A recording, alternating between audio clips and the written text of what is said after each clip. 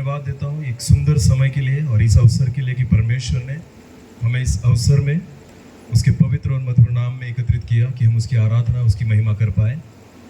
और brother Yosef sir और उनके परिवार को परमेश्वर ने एक सुंदर घर यहाँ पर दिया है और इसलिए परमेश्वर की आभार स्तुति करने के लिए उन्होंने हम सभी को यहाँ पर एकत्रित किया कि हम सब मिलकर उस जीवित परमेश्वर की आराधना कर पाए, उसकी महिमा कर पाए। और यह समय है कि हम परमेश्वर की वचन की ओर जाएं और बहुत योग्य समय में हम वचन को समाप्त करेंगे। ज़्यादा आगे में जाऊंगा नहीं और इसलिए बहुत विश्वास के साथ, प्रार्थना के साथ हम अपने मन को परमेश्वर की आवाज़ की ओर लगाएंगे और विश्वास करेंगे कि खुदा आज हमसे बात करेगा। अपनी आंखों को बंद करें और प्रार्थना में जाएं। धन्यवाद प्रभु जी, मैं आपको धन्यवाद देता हूं क्योंकि ये समय आपकी ओर से है पिता। मैं धन्यवाद देता हूं उस परिवार के लिए प्रभु जी, जिस परिवार को आपने आशीषित किया है और उस परिवार ने प्रभु जी आज हर एक व्यक्ति को यहाँ पर जो निमंत्रित किया है प्रभु, इस कारण कि वो आपके उपकारों को उनको बता सके। और इसलिए पिता मैं आपको धन्यवाद देता हूँ उस परिवार के लिए और मैं प्रार्थना करता हूँ आज प्रभु जी फिर एक बार आप हमसे बात कीजिए, आपके वचन में रहकर आप हमसे बात कीजिए। हम आपकी आवाज़ को सुनना चाहते हैं, हम आपकी इच्छा को जानना चाहते हैं प्रभु। पवित्र आत्मा के द्वारा आप मुझे चलाइए पिता, मैं घटूं और आप ही बढ़े, आपके नाम की महिमा होने पाए, ऐसा होने दीजिए प्रभु जी। यहाँ पर बैठे हुए हर एक व्यक्ति को आपकी आत्मा के द्वारा आप नियंत्रित कीजिए। आने वाला वचन हम सभी के जीवन के लिए एक आशीष का कारण बने, ऐसा होने दीजिए। सारा आदर और सारी महिमा जलाल आप ही को देते हुए प्रार्थना प्रभु यीशु मसीह आपके सामर्थ्य और जीवित नाम से मांगते हैं, आमीन। आओ एक वचन को हम निकालें, भजन संहिता और उसका अध्याय 103। भजन संहिता उसका अध्याय 103। ब्रदर अयूब ने ये वचन पढ़ा था वर्शिप के पहले और यही वचन खुदा ने आज मुझे दिया है और हम पढ़ेंगे भजन संहिता उसका अध्याय 103 और वचन 2 को हम पढ़ेंगे। वचन में ऐसा लिखा है, दाऊद कहता है, ध्यान देकर सुने, हे मेरे मन यहोवा को धन्य कह और उसके किसी उपकार को न भूलना। आमीन। देखो बहुत ध्यान देकर सुने इस वचन को कि दाऊद कहता है, हे मेरे मन यहोवा को धन्य कह और उसके किसी उपकार को न भूलना। आपको पता है परमेश्वर के उपकार आपको तब याद आएंगे जब आपको आपकी परिस्थिति याद रहेगी। समझ में आ रहा है कुछ? मैं परमेश्वर के उपकारों को तब तक याद नहीं कर सकता जब तक मेरी परिस्थितियां मुझको याद है। हालेलुया। अगर मैं किस परिस्थिति में से आया हूं, अगर वो परिस्थिति आपको याद होगी ना, तो आप परमेश्वर के उपकारों को कभी नहीं भूलेंगे। हालेलुया। दाऊद इसलिए कहता है कि हे मेरे मन यहोवा को धन्य कह और उसके उपकारों को कभी न भूलना। एक वचन को और पढ़ेंगे पास्टर जी, उस वचन में ऐसा लिखा है, भजन संहिता 113 और वचन 7 को हम पढ़ेंगे। ध्यान देकर सुने, भजन संहिता 113 और उसका 7 वचन।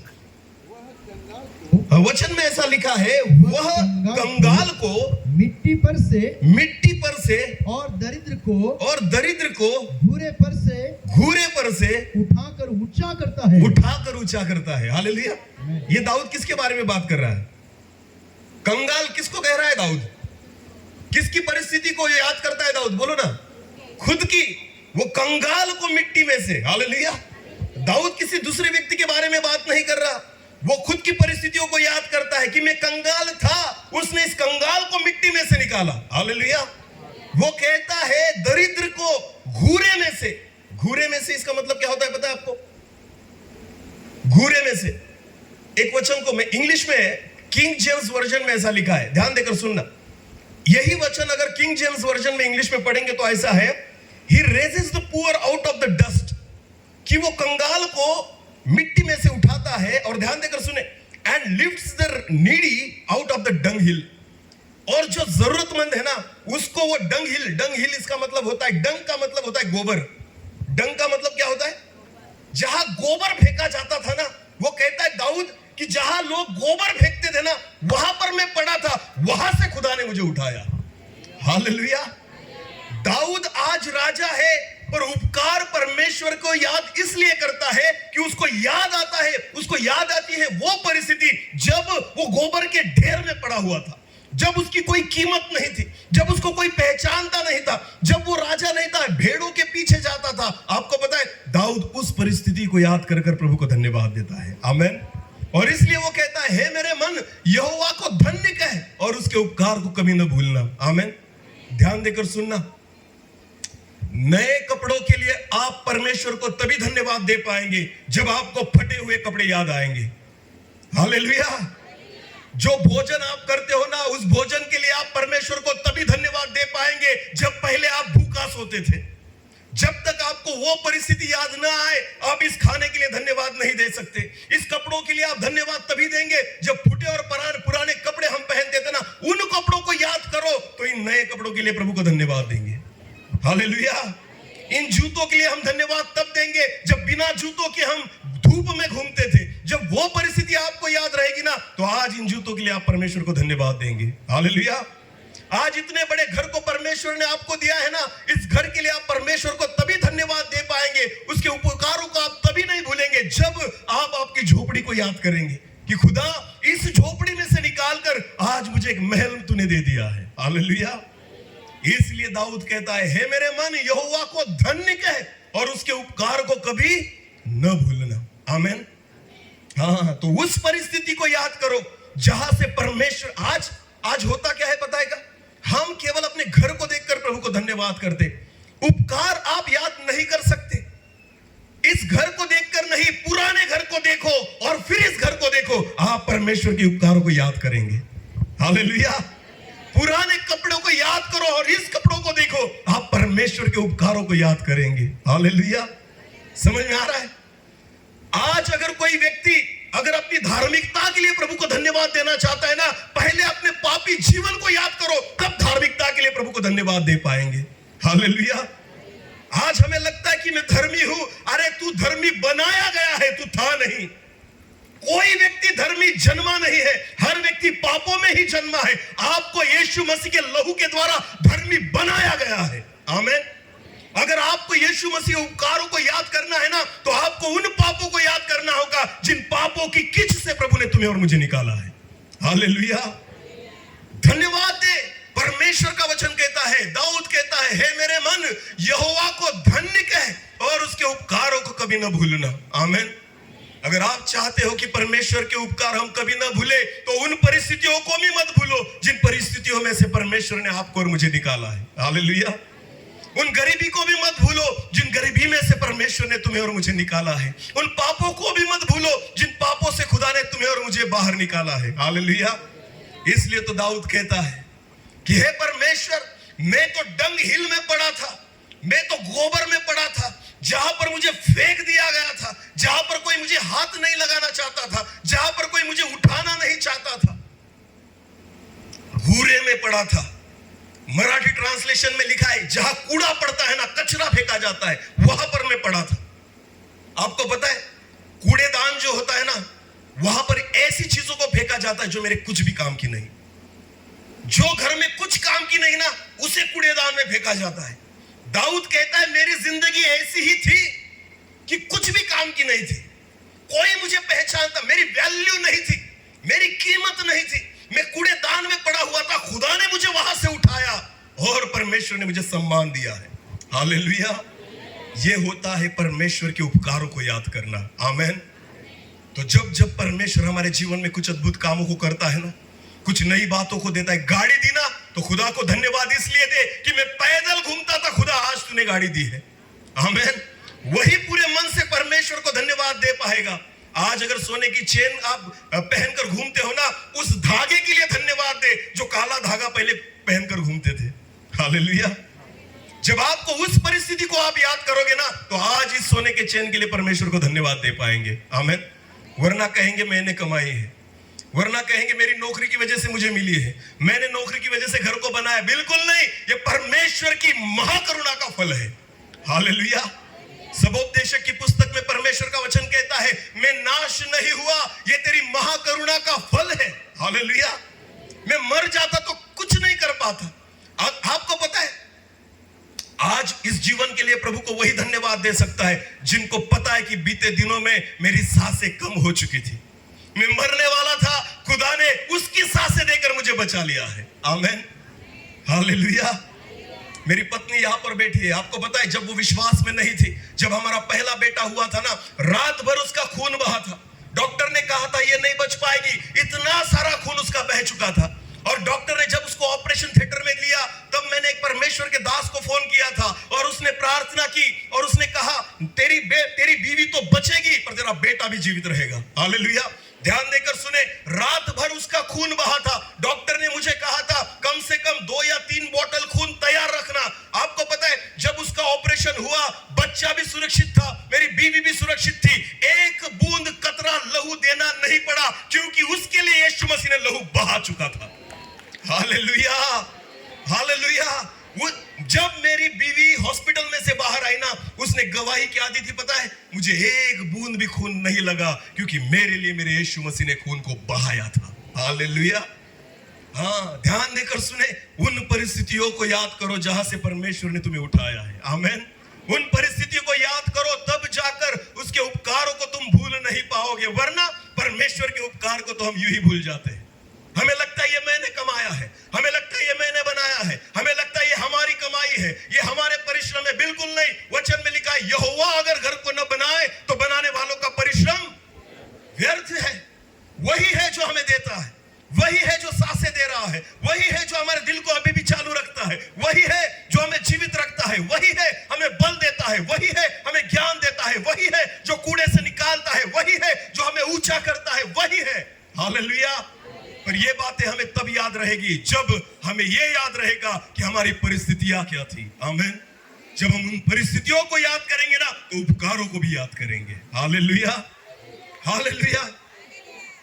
नौकरी के लिए धन्यवाद न दे, जब मैं बिना नौकरी का था, उन परिस्थिति को याद करो कि मैं कैसा था, तब जाकर खुदा ने मुझे नौकरी दी है। आमीन। तब जाकर धन्यवाद दे पाओगे। हालेलुया।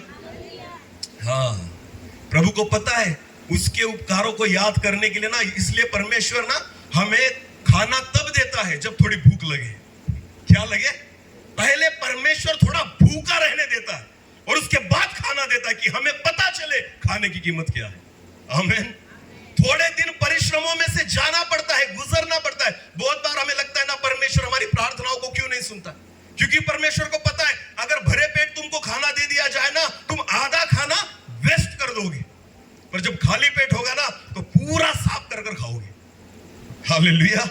तो परमेश्वर ना थोड़ी देर तक, थोड़े समय तक हमारे पेट को खाली करता है, थोड़ा भूखा रहने देता है, थोड़ा सहने को बोलता है कि जब तब जाकर जब खाना मिलेगा ना, उस खाने का स्वाद तुम्हें आए। आमीन, हालेलुया। हाँ, दाऊद के जीवन में उसने बहुत सारे परिश्रम किए थे। आपको पता है, उसको पता था मैं कहां से आया हूं, कैसे जीवन बिता रहा था मैं। भेड़ों के पीछे चलने वाला आज इजराइल का राजा बन गया, भेड़ों को लेकर चलने वाला आज लोगों को लेकर चल रहा है। हालेलुया। जिसको कोई नहीं पहचानता था, आज उसको पूरा इजराइल पहचान रहा है। उसको पता है ये मेरी योग्यता नहीं थी, मैं तो डंग हिल में पड़ा हुआ था, मैं तो उस गोबर में पड़ा हुआ था, मेरी तो कुछ भी कीमत नहीं थी, पर खुदा ने मुझे वहां से उठाया है। आमीन, हालेलुया। बहुत अद्भुत है दाऊद का जीवन। एक वचन को हम पढ़ेंगे और दाऊद के बारे में। दूसरे शमूएल की पुस्तक हम निकालें, दूसरे शमूएल उसका 7 अध्याय, दूसरे शमूएल की पुस्तक उसका 7 अध्याय और वचन 1 और 2 को हम पढ़े। ध्यान देकर सुनना। जब राजा अपने भवन में रहता था, हाँ, वचन में लिखा है, देखो, जब दाऊद अपने राजभवन में रहने के लिए गया, हाँ, और यहोवा ने उसको उसके चारों ओर के सब शत्रुओं से विश्राम दिया था। हाँ, ध्यान देकर सुने। तब राजा नातान एक मिनट ब्रदर, एक मिनट। इस वचन को, पहले वचन को बहुत ध्यान से सुनना। जब राजा अपने भवन में रहता था, बोलो कहां रहता था? जब वो राजमहल में रहता है ना, तब की ये बात है। जब कोई शत्रु उस पर नहीं आ रहा था, तब की ये बात है। जब चारों ओर से उसको स्वस्थता मिली थी, तब की ये बात है। जब कोई भी संकट उस पे जीवन में नहीं था ना, तब की ये बात है। जब परमेश्वर ने दाऊद के सिंहासन को स्थिर कर दिया था ना, तब की ये बात है। और इसलिए वचन में लिखा है, फिर एक बार पढ़ना ब्रदर, एक वचन को। जब राजा अपने भवन में रहता था, हाँ, और यहोवा ने उसको उसके चारों ओर के सब शत्रुओं से हाँ। विश्राम दिया था। विश्राम दिया था। आगे तब राजा नातान हाँ नामक भविष्यवक्ता से कहने लगा, हाँ देख, हाँ मैं तो देवदारू के बने हुए घर में रहता हूँ, हाँ। परंतु परमेश्वर का संदूक तंबू में रहता है। हाँ, ध्यान देकर सुने। जब दाऊद खुद महल में रह रहा है, जब दाऊद एक अच्छी परिस्थिति में है ना, तब दाऊद को ये नहीं अच्छा लगा कि मैं खुद महल में रहता हूँ। दाऊद को ये याद आया, अरे मैं तो देवदारू के भवन में रहता हूँ, पर खुदा का जो क्या कहा है वहां पर, खुदा का संदूक जो है वो तंबू में पड़ा है। हालेलुया। समझ में आ रहा है? जब परमेश्वर आपको ऊंचा उठाता है ना, तो आपके जीवन में परमेश्वर की स्थिति क्या है पहले उसका अंदाजा लो। परमेश्वर के लिए जगह कौन सी है उसका अंदाजा लो। जब दाऊद को खुदा ने ऊंचा किया ना, तो पहले दाऊद ने परमेश्वर के बारे में सोचा कि अरे मैं तो महल में रह रहा हूं, मैं तो देवदारू के घर में रहता हूं, पर मेरे जीवन में परमेश्वर का स्थान कहां है? तंबू में। परमेश्वर तंबू में है और मैं महल में हूं। दाऊद ने सोचा खुदा के बारे में। हम खुद घर में जब रहते हैं ना, परमेश्वर जब हमारी परिस्थितियों को बदलता है ना, तब तुम्हारे जीवन में परमेश्वर का स्थान क्या है इसके बारे में सोचो। जब दाऊद के जीवन में यह विचार आया, तो आपको पता है दाऊद ने क्या किया? दाऊद ने सोचा ये खुदा के लिए एक बड़ा भवन बनाऊंगा। आमीन।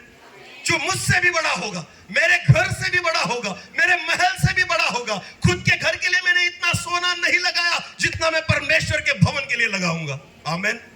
यह होता है परमेश्वर के उपकारों को याद करना। जब खुदा आपको बड़े बड़े बंगले देना, तो परमेश्वर की स्थिति आपके घर में क्या है इसके बारे में सोचें।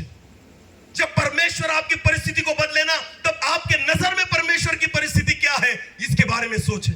हालेलुया। बहुत बार लोग बड़े होते हैं और खुदा उनके जीवन में क्या हो जाता है? परमेश्वर की, बोलो ना, परमेश्वर की जगह क्या हो जाती है? टीवी के लिए बड़ी जगह। बोलो बोलो, किसके लिए? टीवी के लिए बड़ी जगह। मैं बहुत बार कहता हूं, घर बनाते हो ना तो टीवी के लिए जगह है, मुझे परमेश्वर के लिए जगह दिखाओ कहां है। खुदा की जगह कहां है मुझे दिखाओ। अपने घर में वो स्थान कहां है जहां आप परमेश्वर की आराधना करोगे? आपके घर में वो जगह कहां है जहां मैं परमेश्वर के लिए घुटना टेकूंगा? वो जगह मुझे दिखाओ। टीवी के लिए जगह है, फ्रिज के लिए जगह है, वॉशिंग मशीन के लिए जगह है, गैस सिलेंडर के लिए भी जगह है, मोबाइल के लिए भी जगह। हाँ, इतना ही नहीं, जूतों के लिए भी क्या है? अरे बोलो, जूतों के लिए भी क्या है? जगह है। पर जिस परमेश्वर ने इन सारी चीजों को दिया है ना, उस परमेश्वर के लिए जगह। तो बहुत बार यह होता है कि खुदा हमें इतना ऊंचा उठा लेता है ना कि हम खुदा को ही छोटा देखने लग जाते हैं। परमेश्वर हमें इतना ऊंचा उठाता है ना, हमें परमेश्वर कितना नजर आता है? अरे बोलो धर्मियों, बोलो छोटा। हाँ, क्यों परमेश्वर ने तुम्हारे जीवन को बदला? क्यों खुदा ने तुम्हारी परिस्थितियों को बदला? क्यों परमेश्वर ने तुम्हें बड़े पद और बड़े ओहदे पर चढ़ाया? इसलिए नहीं कि तुम रविवार को चर्च में भी ना जाओ, इसलिए नहीं कि तुम प्रार्थना में समय ना बिताओ, इसलिए नहीं कि तुम परमेश्वर का वक्त परमेश्वर के लिए ना दो। आपको पता है, जिन लोगों को खुदा ने आशीषित किया है ना, उनकी ही नजर में परमेश्वर छोटा बन चुका है।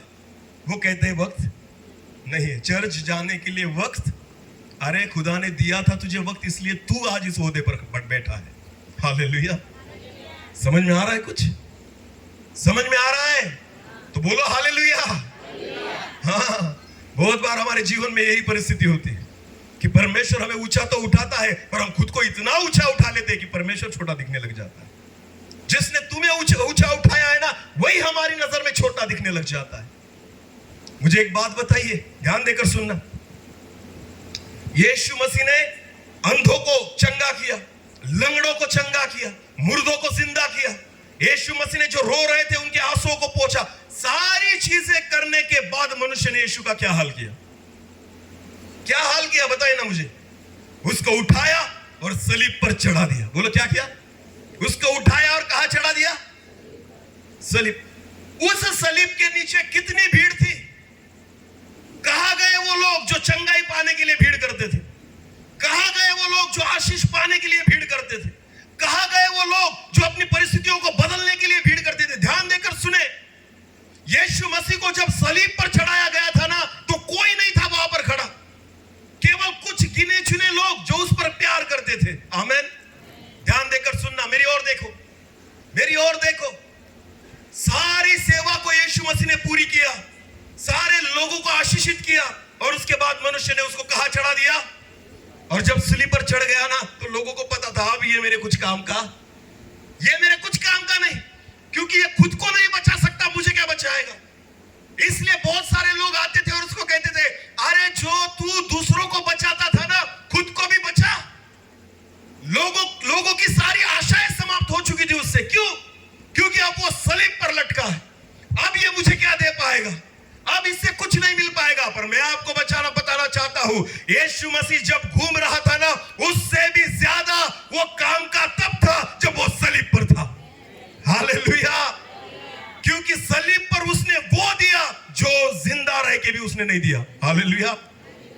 चोर जब मर रहा था ना, तो चोर को उसने जाते जाते वो चीज दे दी जो सबसे बड़ी थी। आमीन। हाँ, लोग तो चंगाई के पीछे जाते थे, लोग तो अपनी परिस्थितियां बदलने के पीछे जाते थे, पर ये चोर जो लटका था ना उसके बगल में, वो कहता है, प्रभु यहां से मत छुड़ा, पर जब तू तेरी महिमा में आए इस पापी की सुधि लेना। यीशु मसीह ने कहा, आज ही मेरे साथ तू सुखलोक में होगा। जाते जाते मेरे खुदा ने उन बातों को दिया ना जो वो जगत में रहते हुए भी नहीं दे पाया। हालेलुया! समझ में आ रहा है? हाँ, मनुष्य भूल गया उसके उपकारों को। कितने लोगों को चंगा किया, मनुष्य भूल गया। कितने लोगों की सुधि ली, मनुष्य भूल गया। आज भी बहुत बार हम भूल जाते हैं उसके उपकारों को। इसलिए दाऊद कहता है, हे मेरे मन यहोवा को धन्य कहे और उसके उपकारों को, बोलो बोलो, उसके उपकारों को कभी ना भूलना। ये किसको बोलना है हमें? अरे बोलो, ये किसको बोलना है? खुद को। बोलो, किसको बोलना है? हे मेरे मन यहोवा को धन्य कहे और उसके उपकारों को कभी, क्योंकि ये भूल जाता है, ये मन भूल जाता है। इसीलिए बाइबल में आज एक उदाहरण को हम देखेंगे। डरो मत, हम ज्यादा नहीं जाएंगे, हम वक्त में समाप्त करेंगे, पर एक उदाहरण को हम देखेंगे। पुराने नियम में से हम एक वचन को निकालेंगे, लेवी व्यवस्था की पुस्तक, लेवी व्यवस्था की पुस्तक और उसका 23 अध्याय। लेवी व्यवस्था की पुस्तक और उसका 23 अध्याय और वचन 41 से लेकर आगे, 41 से लेकर आगे हम पढ़ेंगे। ध्यान देकर सुने। ब्रदर, वहां पर हेडिंग है कुछ? हेडिंग नहीं है। नहीं है? 41 से ऊपर हेडिंग नहीं है थोड़ी? हाँ, क्या लिखा है? 33। झोपड़ियों का पर्व। बोलो, वहां पर क्या लिखा है? झोपड़ियों का पर्व। बोलो मेरे पीछे, झोपड़ियों का पर्व। यानी ऐसा त्योहार जो किसके लिए मनाना है? झोपड़ियों के लिए। बोलो, किसके लिए? हम किसके लिए मनाते हैं? बंगलों का पर्व ना, बने बनाए बड़े घरों का पर्व। पर आपको पता है परमेश्वर ने इजराइल लोगों को कौन सा पर्व मनाने के लिए कहा था? झोपड़ियों का पर्व। जब तुम बड़े बंगलों में रहोगे ना, तब भी कौन सा मनाना है? झोपड़ियों का। हाँ, जब तुम महल बना लो तो भी क्या बना, कौन सा पर्व मनाना है? झोपड़ियों का। सोने के बंगले में रहोगे फिर भी कौन सा पर्व मनाना है? झोपड़ियों का पर्व। हालेलुया! हाँ, ध्यान देकर सुने, ये हमें भी मनाना चाहिए। हाँ, पढ़ो 41 से लेकर आगे 41 ऑनवर्ड्स। प्रतिवर्ष 7 दिन तक यहोवा के लिए यह पर्व माना करना। हाँ, परमेश्वर कहता है प्रतिवर्ष 7 दिनों के लिए। बोलो, कितने दिनों के लिए? हर वर्ष 7 दिनों के लिए इस पर्व को, इस त्योहार को तुम्हें मनाना है। हाँ, यह तुम्हारी पीढ़ी पीढ़ी में सदा की विधि ठहरे। हर पीढ़ी पीढ़ी में। ऐसा नहीं कि आज की पीढ़ी खत्म हो गई तो अगली नहीं, हर पीढ़ी में तुम्हें इस पर्व को मनाना है। हाँ? कि 7वें महीने में यह पर्व माना जाए। 7वें महीने में हर साल इस पर्व को मनाया जाए। 7 दिन तक तुम झोपड़ियों में रहा करना। हालेलुया! बोलो बोलो, कहाँ रहना है? 7 दिनों तक तुम्हें कहाँ रहना है? कहां से निकलकर? हालेलुया! बने बनाए घर में से निकलकर कहां रहना है? बंगलों में से निकलकर कहां रहना है? महलों में से निकलकर कहां रहना है? झोपड़ियों में। हालेलुया! वारे खुदा, ऐसे क्यों? इतना महंगा घर बनाया, इतना महंगा फर्नीचर लगाया, और तू कहता है तू रास्ते पर आ जा कितने दिनों के लिए? और तू कहां रहे? झोपड़ियों में। हाँ, कुछ ना कुछ तो है ना इसके पीछे। हालेलुया! कि परमेश्वर कहता है तेरे सारे बच्चों को और पीढ़ियों को मैं पर्व मनाने की आज्ञा देता हूं कि 7 दिनों तक तू झोपड़ियों में रहना। आगे पढ़ना ब्रदर। अर्थात जितने जन्म के इजरायली है जितने जन्म के इजरायली है वे सब के सब झोपड़ियों में रहे। हालेलुया। आपको पता है परमेश्वर की जो प्रजा है ना, परमेश्वर की प्रजा इजराइल, वो आशीषित इसलिए है कि कोई झोपड़ी में नहीं रहता। वो उनकी एक्चुअल परिस्थिति है। हालेलुया। इजराइल में अगर आप गए ना तो झोपड़ी में रहते ही नहीं लोग, इतना आशीषित किया है खुदा ने। हालेलुया। और इसलिए परमेश्वर कहता है तुम कहां रहो, क्योंकि आदत पड़ चुकी है ना बंगलों में रहने की, तो खुदा कैसे याद आएगा। एसी में बैठकर परमेश्वर की याद नहीं आती, नींद आती है। बोलो क्या आती है? हाँ। जब धूप पड़ेगी ना तो परमेश्वर याद आएगा, थोड़ी समस्याएं आएगी ना तो खुदा याद आएगा। समझ में आ रहा है कुछ? योना नबी जब निनवे को गया था ना, जब उसने जाकर सब भविष्यवाणी कर दी, उसके बाद वो जाकर एक पहाड़ पर बैठा और देख रहा था तमाशा क्या होगा। तो वचन में लिखा है कड़ी धूप के कारण कड़ी धूप के कारण उसका मन जो था ना वो खिन्न हो गया, और वो परमेश्वर को कहता है मैं मर क्यों नहीं जाता। क्यों याद आई परमेश्वर की? धूप के कारण। बोलो क्यों याद आई? तो एसी में याद क्यों आएगी? एसी में तो नींद आएगी। हालेलुया। इतने भी अच्छी सुविधाओं को मत बनाओ कि खुदा को ही भूल जाओ। इसलिए खुदा कहता है साल में 7 बार 7 दिन कहां पर रहना है। ये तो हमें भी कंपल्शन करना चाहिए था, हम लोगों को भी ये बातें खुदा ने करने के लिए बोलना चाहिए था कि झोपड़ी में रहो। 7 दिन इजरायली लोगों को कहा कि तुम्हारे हर व्यक्ति ने झोपड़ी में आकर रहना है। आगे पढ़ना ब्रदर। इसलिए कि तुम्हारी पीढ़ी पीढ़ी के लोग हाँ। जान रखे ध्यान रखे हाँ। कि जब यहोवा हम इजरायलियों को मिस्र देश से निकाल कर ला रहा था हाँ। तब उसने उनको झोपड़ियों में टिकाया था। रखा था नहीं लिखा है, टिकाया था। बोलो क्या कहा है? परमेश्वर ने 40 साल तक तुमको कहां टिकाए रखा था? आज बंगले में भी लोग नहीं टिक पाते, खुदा ने झोपड़ियों में टिकाया था। हालेलुया। बड़े बड़े बंगले बना लिए, फिर भी कोरोना आता था घर में, और खुदा ने इजरायलों को कहां टिकाया था? अरे बोलो,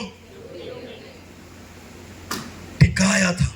ना चोर आता था, ना डाकू आता था, ना लुटेरा आता था। आज तो हमने बड़े बड़े बंगले बना लिए, फिर भी सीसीटीवी लगाना पड़ता है, बड़े बड़े लोहे के गेट लगाने पड़ते। क्यों? चोर आएगा और चोरी करके ले जाएगा। खुदा अगर घर रहेगा तो क्या चोर आ पाएगा? हमें भी तो पता है खुदा है ही नहीं, इसलिए कुत्ते पाल रखे हैं हमने। स्वर्गदूत तो खड़े हैं नहीं, इसलिए सीसीटीवी बना कर रखे हैं हमने। समझ में आ रहा है कुछ? जब आपका भरोसा स्वर्गदूतों पर होगा ना, सीसीटीवी की जरूरत। जब परमेश्वर की उपस्थिति आपके घर में होगी ना, तो चोर का डर। अरे बोलो, सोचो, इजरायली लोग जो थे ना झोपड़ियों में भी निश्चिंत थे, आजकल लोग बंगलों में भी निश्चिंत, इतने बड़े बड़े घरों में भी निश्चिंत। अरे कितने बड़े दरवाजे लगा के रखते हो। मैं बहुत बार बोलता हूं, मैं मेरे दोस्त के यहाँ जाता हूं ना, जब भी उनके दरवाजे को देखता हूं ब्रदर, 7 बार चाबी घुमानी पड़ती है। कितनी बार? 7 बार, यानी 7 बार लॉक होता है वो दरवाजा, और 7 बार खोलने के बाद खुलता है। क्यों इतनी क्यों 7 बार? अरे बोलो, एक ही बार क्यों नहीं? क्योंकि डर है खुल न जाए। हालेलुया। कोई तोड़ न दे, कोई फोड़ न दे। अरे खुदा अगर घर में रहेगा तो क्यों घर को कोई फोड़ेगा? हालेलुया। पर आप भूल गए हो ना उसे। परमेश्वर के लिए जगह ही तो नहीं है घर में। अगर वो घर पर रहेगा तो वचन कहता है, अरे इजराइल का रक्षक यहोवा ना तो सोता ना तो ऊंघता है। आमेन। वो कभी सोता भी नहीं और कभी ऊंघता भी नहीं। आपको पता है, वही परमेश्वर यहोवा हमारे साथ होना जरूरी है। आमेन। भजन संहिता उसका 127 और वचन 1 और 2 को पढ़ेंगे ब्रदर। 127 और वचन 1 और 2। यदि घर को यहोवा न बनाए, यदि घर को यहोवा न बनाए तो उसके बनाने वालों का परिश्रम व्यर्थ होगा। तो बनाने वालों का परिश्रम व्यर्थ होगा। यदि नगर की रक्षा यहोवा हाँ, यदि नगर की रक्षा यहोवा न करे, रखवाले का जागना व्यर्थ ही होगा। रखवाले का जागना रखवाला रखवाला। तो निकाल के फेंक दो गेटो।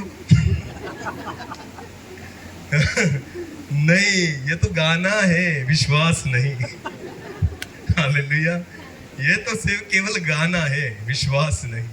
ये हमारा जीवन नहीं है। आपको पता है, गाने तो बहुत बड़े बड़े गाते हैं हम ना, बहुत बड़े गाने गाते हैं, हाँ, पर विश्वास वैसा हमारे जीवन में नहीं है। आपको पता है, दाऊद के जीवन में विश्वास था। हालेलुया। याद करता था, परमेश्वर अगर गोलियात से मुझे बचा सकता। आपको पता है, दाऊद गोलियात के सामने क्यों खड़ा रहा था? क्योंकि दाऊद ने शाऊल को कहा, एक बार शेर से मुझे किसने बचाया? बोलो बोलो, किसने बचाया? एक बार भालू से मुझे किसने बचाया? वही परमेश्वर मुझे गोलियात से बचाएगा। हालेलुया। अरे याद करो, बीमारी से उसने ही बचाया था ना, वही परमेश्वर तुम्हें बचाएगा। जिसने मरने में से तुम्हें बचाया था ना, वही खुदा तुम्हें बचाएगा। जिसने पापों से तुम्हें बचाया था ना, वही परमेश्वर तुम्हें बचाएगा। जिसने कठिन परिस्थितियों में से मुझे बचाया था, वही खुदा आज भी मुझे बचाएगा। आमीन। इसलिए दाऊद खड़ा रहा गोलियात के सामने, क्योंकि उसको पता था वही परमेश्वर जिसने मुझे शेर के पंजों से छुड़ाया, वही इस गोलियात के हाथों से भी मुझे छुड़ाएगा। आमीन। याद करो, अपनी परिस्थितियों को याद करो। मैं नहीं निकल सकता था मेरी परिस्थिति से, उसने निकाला है। याद करो। आज मैं प्रभु की सेवा करता हूं ना, तो धन्यवाद देता हूं पूरे मन से खुदा को। क्यों? क्योंकि मैं याद करता हूं उस परिस्थिति को जब मैं दारू पीकर घूमता था, और जब मैं आज खुद को देखता हूं ना, तो केवल धन्यवाद ही देता हूं परमेश्वर को। मुझे बिल्कुल घमंड नहीं आता इस परिस्थिति का। क्यों? क्योंकि मुझे पता है मेरी परिस्थिति क्या थी। आमीन। उसने मुझे गोबर से बाहर निकाला है, डंग हिल से बाहर निकाला है, कूड़े से बाहर निकाला है, और आज यहां पर आकर खड़ा कर दिया है। आमीन। तो धन्यवाद के अलावा कुछ सोच ही नहीं सकता। आमीन। समझ में आ रहा है? पर यह तभी शक्य है, तभी संभव है, जब आप पिछले दिनों को याद करें। आमीन। हालेलुया। और इसलिए दाऊद कहता है, हे मेरे मन, यहोवा को धन्य कह और उसके उपकारों को कभी न भूलना। आमीन। हाँ, यही है वचन। और इसलिए परमेश्वर ने कहा, झोपड़ी में रहना। बोलो, कहाँ रहना? झोपड़ी में रहना। ब्रदर पढ़ो पढ़ो पढ़ो। हाँ 41 हाँ 42। 7 दिन तक तुम झोपड़ियों में रहा करना, अर्थात जितने जन के इजरायली है, हाँ? वे सब के सब झोपड़ियों में रहे। हाँ? इसलिए कि तुम्हारी पीढ़ी पीढ़ी के लोग जान रखें हाँ? कि जब यहोवा हम इजरायलियों को मिस्र देश से निकाल कर ला रहा था, हाँ? तब उसने उनको झोपड़ियों में ठिकाया था। मैं तुम्हारा परमेश्वर यहोवा। हालेलुया। हाँ, हमारे बच्चों को भी तो पता चले कि परमेश्वर ने हमें किस परिस्थिति से निकाला है। आमीन। ध्यान देकर सुने भाइयों और बहनों, ध्यान देकर सुनना। अगर आपने बड़े घर को बनाया है ना, अपने बच्चों को पुराने घर पर लेकर जाना जरूर, और उसको बताना पहले हमारा घर यही था। हालेलुया। और ये जो बना है ना, वो उसकी महिमा, उसकी कृपा और उसकी करुणा की वजह से है। आमीन। समझ में आ रहा है? पुरानी वाली साइकिल दिखाना बच्चों को, पहले इस पर घुमा करता था, आज प्रभु ने 4 व्हीलर दी है। हालेलुया। अरे समझ में आ रहा है? कुछ फटे पुराने कपड़े अगर पड़े होंगे ना, बच्चों को दिखाओ कि पहले ये पहनकर घूमता था, आज कोट और टाई में खड़ा हूं। हालेलुया। ये महंगे कपड़े, ये महंगे जूते जो आज दिख रहे हैं ना, पहले फटे पुराने थे। खुदा उन बातों को याद करो, तब जाकर परमेश्वर को धन्यवाद दे पाओगे। आमीन। हालेलुया। बहुत सारे विश्वासी लोग, धर्मी लोग तो ऐसे समझते हैं, मैं धर्मी हूं इसलिए दिया है। बिल्कुल नहीं बाबा, उसने तुझे धर्मी किया। हाँ, उसने दिया है। हालेलुया। तू कुछ भी नहीं था और आज भी कुछ भी नहीं है। आमीन। एक ही दिन में नबूखदनेस्सर को उसने क्या बना दिया? राजा को क्या बना दिया? जानवर बन गया नबूखदनेस्सर। क्या खाने लग गया? चारा और घास फूस खाने लग गया। आपको पता है, अगर वो किसी को राजा बना सकता है तो जानवर भी बना सकता है। कितने दिनों में? एक ही दिनों में। हालेलुया। कल तक राजा था, सिंहासन पर बैठता था, आज घास खा रहा है। कौन? नबूखदनेस्सर। हालेलुया। जब घास खाने लगा ना, उसके होश आ गए और वो कहता है, वही जीवित परमेश्वर है। आमीन। हाँ, वही जीवित परमेश्वर। घमंड मत करो, घमंड किसी बात का मत करो, धन्यवाद दो, उसके उपकारों को याद करो। आमीन।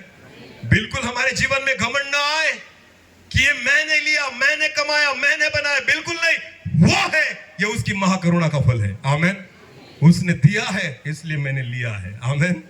अगर वो नहीं देता तो मैं नहीं ले पाता। हालेलुया। इसलिए दाऊद कहता है उसने मुझे कूड़े में से बाहर निकाला है, डंगहिल में पड़ा था, खुदा ने मुझे ऊपर लाकर बिठाया है। आमेन।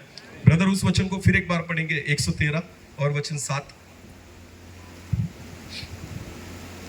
भजन संहिता 113 और वचन 7। वो कंगालों को मिट्टी पर से वो कंगालों को मिट्टी पर से और दरिद्र को घूर पर से और दरिद्र को घूर पर से, उठाता कूड़े पर से उठाता है, ऊंचा करता है ऊंचा करता है, कि उसको प्रधानों के संग कि उसको प्रधानों के संग अर्थात अर्थात अपनी प्रजा के प्रधानों के संग। कौन से अर्थात कौन से प्रधान? अपने प्रजा के प्रधान। हालेलुया। परमेश्वर कौन से प्रधानों के साथ बैठाना चाहते हैं पता है आपको? कौन से?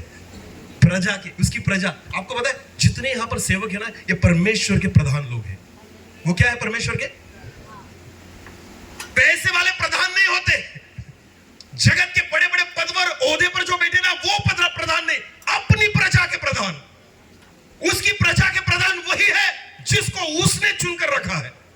हालेलुया। ये प्रधान याजक है जो यहां पर बैठे हैं ना। जब खुदा मुझे यहां पर बिठाता है ना, ये प्रधानों के संग बैठा हूं। आमेन। हमें क्या लगता है प्रधान कौन है? जो जगत के प्रतिष्ठित लोग हैं। बिल्कुल नहीं, उसकी प्रजा के प्रधान कहा है यहां पर। जो परमेश्वर की चुने हुई प्रजा है ना, उनके प्रधान याजकों के साथ तुम्हें बिठाता है। आमेन। समझ में आ रहा है कुछ? अरे बोलो हालेलुया। परमेश्वर के दासों के समान बैठने में हमें अच्छा नहीं लगता। क्यों? अरे ये क्या है, प्रभु के दास है। मैं आपको, ये प्रधान है। ये क्या है? जगत के प्रतिष्ठित लोग रहेंगे ना, तो हाँ मैं उनके साथ बैठा था। अरे जा, प्रभु कहता है ये मेरे प्रजा के प्रधान है। हालेलुया। ये मेरे प्रजा के प्रधान है जिनके साथ परमेश्वर तुम्हें बिठाना चाहता है। योग्यता होगी ना तभी बिठाएगा। हालेलुया। यहां पर बैठने के लिए योग्यता चाहिए। आमेन। प्रजा के प्रधान। आमेन। हाँ, ये है परमेश्वर जो कूड़े में से निकालता, गोबर में से उठाता और प्रजा के प्रधानों के साथ बैठाता है। आमेन। मैं प्रभु को धन्यवाद देता हूं कि इन दिनों में परमेश्वर ने मुझे अनुग्रह दिया कि उसके प्रजा के प्रधानों के साथ में बैठ सकता हूं। आमेन। उसके सेवकों के साथ में खड़ा हो सकता हूं। आपको पता है ये मेरी योग्यता नहीं थी, उसने मुझे दी है। आमेन। इसलिए जब भी मैं उसके उपकारों को याद करता हूं ना, मेरी परिस्थितियों को याद करता हूं, और जब परिस्थितियों को याद करता हूं ना, बस उसके उपकार ही याद आता है। खुदा ये मैं नहीं हूं, ये तो तूने मुझे बनाया है। आमेन। समझ में आ रहा है? बस इसलिए दाऊद कहता है, हे मेरे मन यहोवा को और उसके उपकारों को कभी न भूलना। अपनी आंखों को बंद करें। इस समय हम प्रार्थना में जाएं। हर एक व्यक्ति अपनी आंखों को बंद करे और इस समय हम प्रार्थना में जाएं। Thank you Jesus. उसके उपकारों को हम याद करें, जो उपकार परमेश्वर ने हमारे जीवन पर किए हैं। जैसे दाऊद कहता है, हे प्रभु मैं कूड़े में पड़ा था, कचरे में पड़ा था, गोबर में पड़ा था, वहां से तूने उठाया और तेरे प्रजा के प्रधानों के साथ मुझे बिठाया है। आज वही परमेश्वर हमारे बीच में है। वही उपकारों को उसने हमारे जीवन पर किया है। आज उस परमेश्वर को धन्यवाद दें। Thank you Jesus. इस समय अपनी आंखों को बंद करें और हम प्रार्थना में जाएं। Thank you Jesus. धन्यवाद पिता। फिर एक बार इस समय के लिए मैं आपको धन्यवाद देता हूं प्रभु जी। आपके उपकारों को याद करता हूं राजा, जो उपकार आपने हम पर किए हैं। उन परिस्थितियों को मैं याद करता हूं जहां पर मैं पड़ा हुआ था और आपने मुझे उठाया और यहां तक लाकर खड़ा किया। अगर आज हम अच्छे घर में हैं तो ये आपकी महाकरुणा का फल है। अगर आज अच्छे कपड़े हम पहनते हैं तो ये आपकी दया है प्रभु। उन फटे हुए कपड़ों से लेकर आज तक आपने हमें संभाला है, हर जरूरतों को पूरी किया है प्रभु। हम आपको धन्यवाद देते हैं। Thank you Jesus.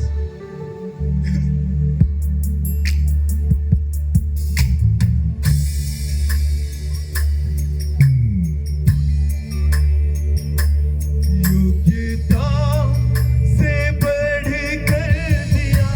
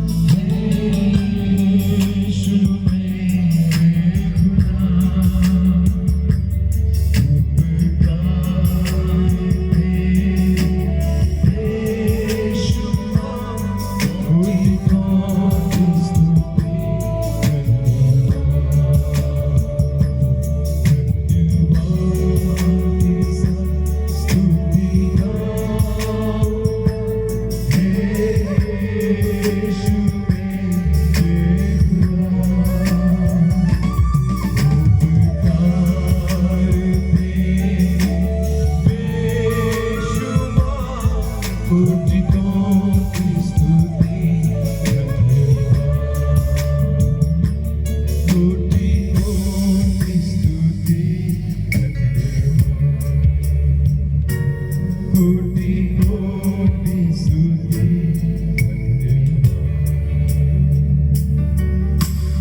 हे मेरे मन, यहोवा को धन्य कह और उसके उपकारों को कभी न भूलना। हाँ पिता, हम आपको धन्यवाद देते हैं क्योंकि आपने जो दिया है योग्यता से बढ़कर दिया है प्रभु। सारे उपकारों के लिए हम आपको धन्यवाद देते हैं प्रभु। हम आपके नाम को ऊंचा उठाते हैं पिता।